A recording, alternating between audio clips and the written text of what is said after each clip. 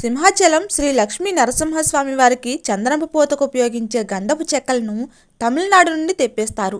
జాజిపోకలు అనే మేలు రకం గంధాన్ని స్వామివారి కోసం వినియోగిస్తారు.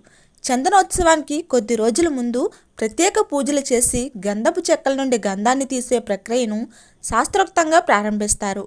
సుగంధ ద్రవ్యాలను కలిపి అరగదీసిన చందనాన్ని చందనోత్సవం కోసం సిద్ధం చేస్తారు. అక్షయ తృతీయ ముందు రోజు రాత్రి స్వామివారిపై పూసిన చందనాన్ని తొలగించే కార్యక్రమాన్ని నిర్వహిస్తారు.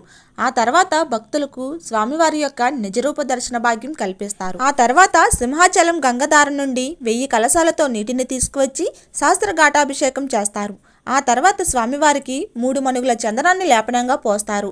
ఆ చందనం పూసిన తర్వాత స్వామివారు మళ్ళీ నిజ రూపం నుండి నిత్య రూపంలోకి మారుతారు. ఈ చందనపు పూత క్రతువు ఏడాదికి 4 సార్లు జరుగుతుంది. అక్షయ తృతీయతో పాటు వైశాఖ పౌర్ణమి, జ్యేష్ఠ పౌర్ణమి, ఆషాఢ పౌర్ణమి రోజుల్లో 3 మణుగుల చొప్పున చందనాన్ని